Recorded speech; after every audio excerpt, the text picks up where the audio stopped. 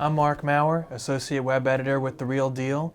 Joining me today is Aaron Jungreis, President of Rosewood Realty Group, one of the largest multifamily brokerages in New York City. So we'll start off with just a little bit of background. So you grew up in Canarsie in Yes. Brooklyn. What were you like as a kid growing up? I was very athletic. I played, this was again in the 70s, I played punchball. A lot of punchball, a lot of baseball, and a lot of basketball. And stickball, because that was a sport in Canarsie that we played growing up. Were you very good? I was really good, actually, but I was short. So I think, over time, my athletic abilities sort of peaked when I was 16. So you were the son of a rabbi and elementary school teacher. My mother was pre-elementary teacher. And you were one of five One siblings? of 5, yeah. What was it like growing up in a crowded house like that?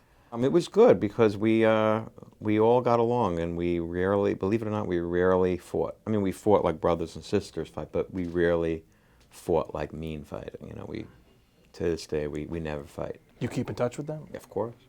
So for a brief period, you sold life insurance, right? What was that like? And was it stressful? How's the culture compare? First of all, I loved being a salesman. Actually, before I was selling life insurance, I was selling ad space for the Jewish Press, which is a publication that's still running in Brooklyn. What I didn't like about life insurance was they told you had to call your friends and family, and I felt like I didn't want to pressure, and that's maybe why I wasn't good at it. I didn't like that, and I sort of went into real estate right after that. But it was 3 sales jobs in a row: ad space, life insurance, and real estate broker. So what got you into real estate? I think was it a connection with Alan Gross? Yeah, he was someone who I knew years ago. I thought it was a good field. I was young enough. I was stupid enough at the time. I had just gotten married, so I didn't need money right away. So I thought it was a good, and I liked being in sales, so I just decided to take the job. In 2007, you had an urge to start your own firm. Why at that point? I always wanted to do something on my own. The market also was, at the time, it was in a downturn, so it's always a good time to start your own firm then. And, I thought it would be just a good time to get out. And also I thought that, I could work well in a new office. And I thought that the market was going to come back again. And I just wanted to be my own boss. It took me about 3 months. And I left in 07. 08 was a really tough year. There were not many deals going on. So where did the name Rosewood come from? It's a bit Citizen Kane-esque. Right. Rosewood came from my grandmother Rose, who survived the Holocaust. She was hiding in a chimney, and almost her whole family died, but she was hiding, and so I felt I wanted to name something after her. Only after did I realize that there's also a hotel chain called Rosewood, but it's named after her. Mm-hmm. She's still alive, 98, thank God. So your staff of brokers has never grown that much in size over the years, even as the company's dollar volume has soared. Have you considered stepping back and not taking the lead on every deal, letting others I have considered it, but my clients won't let me.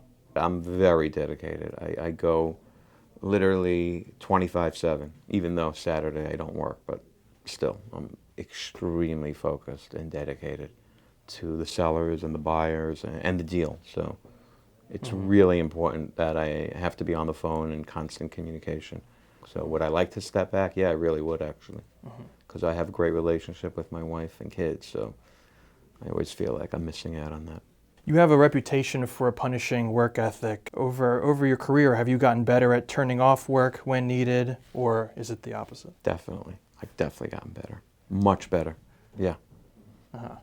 Like when I get home, I talk to my wife. I try not to pick up the phone, hang out with my kids, especially Friday afternoon. But Sunday, you say you're still doing Sunday, some work? I work half the day, maybe. Sunday's like a half a day.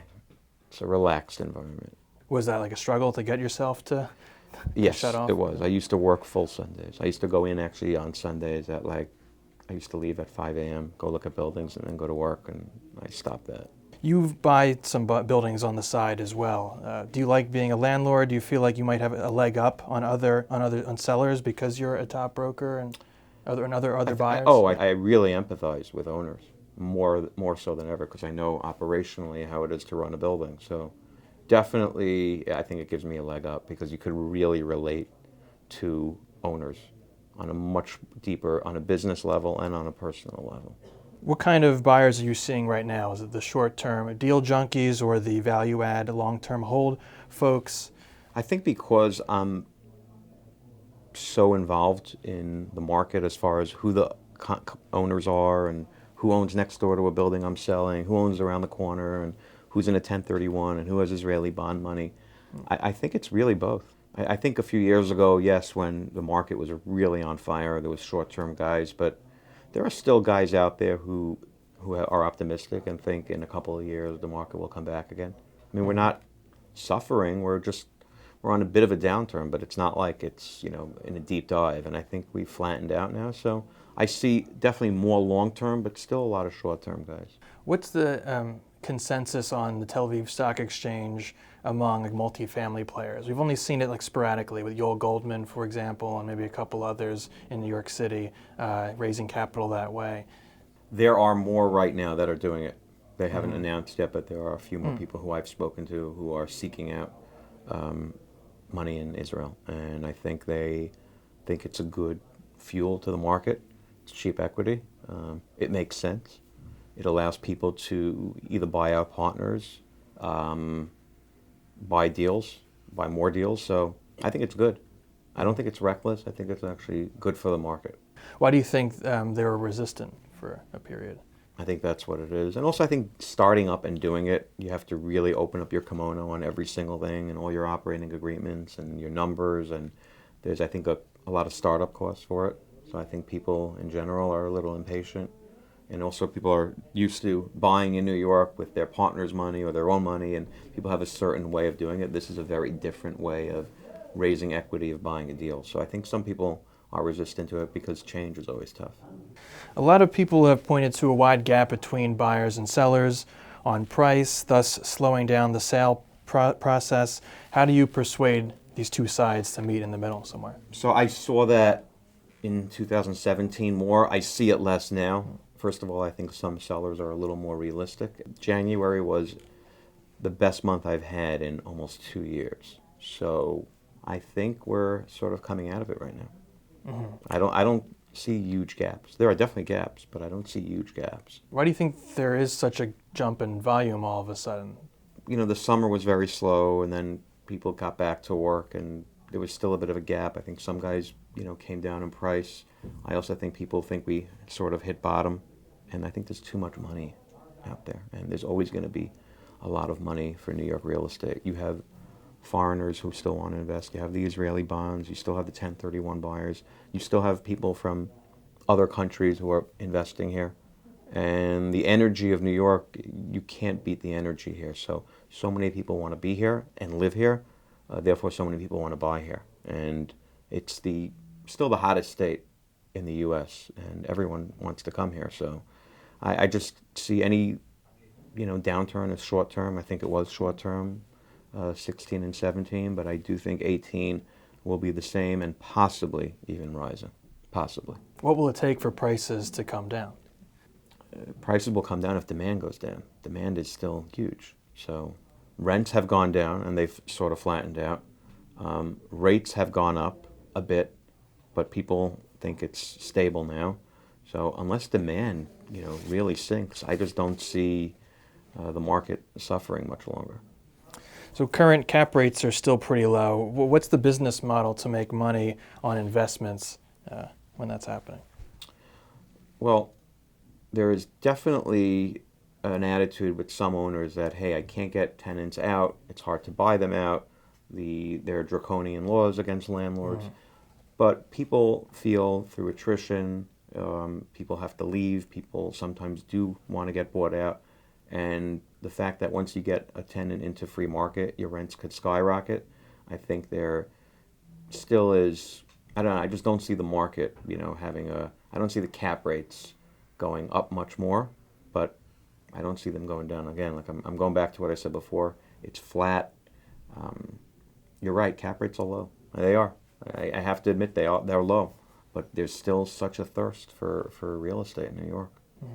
Is there a shift away from betting big on rent-stabilized housing right now? There is, yes, but not everyone. And that goes back to what I kept saying before. There's so much money out there And sometimes guys say, you know, if it's free market, I'm limited on my upside. But if it's stabilized, at least I know, even though it's hard to get tenants out and hard to increase the rents, over time, that 3.5 cap will become a 4 or 4.5, or even a 5 or a 6. And so there is a shift, but there's still demand for both. There's also been this wave of litigation against landlords. Steve Croman, for example, is in jail for mortgage fraud, and he recently paid a record $8 million settlement. Do you think outcomes like this affect your business? Does it deter anyone, landlords, brokers, from getting into the business? Does it deter No, because guys who have been in the business for a while, and no one is selling off the properties, or no one is scared that they won't be able to operate buildings. No, I don't see that at all. Mm-hmm. But as scrutiny has intensified, do you think that that's a consideration when they're...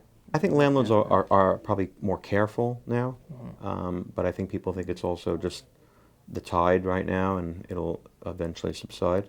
And again, it goes back to what I was saying before about the demand. Since the demand is so great, guys are not just saying, hey, I'm going to leave New York, even though some people are going out of town more, but I still see so much interest, pent-up interest in New York. We've seen the portfolio market come back a little bit in the past month or two. Is it still a smarter bet to try selling buildings individually or splitting them up into smaller batches, or is that a case-by-case basis? Sellers who own maybe several dozen buildings and want to sell? For sellers, I think it's probably better today to split it, because there are fewer buyers who are willing to write a bigger check, and the financing has definitely been affected. But if you want to buy cheaper, it probably pays to buy a portfolio, because you will probably get a little more bang for your buck, because there are less buyers out there than there were for the portfolios. So what do you see for 2018? Do you see the market coasting a bit on some of the deals that hadn't closed from the year before, or is this a full charge into 2019? I see it picking up. I do. I'm not wishing it, because of course everyone says that because they will want it to, but I really think that it will get better. I think we will have a better year. I think at Rosewood we will definitely have a better year, just based on the action in January. I don't know if it's going to reach 2015, 2016 numbers, but I think it's going to be definitely better than last year. All right. Thank you for coming in, Aaron. You're welcome. Anytime.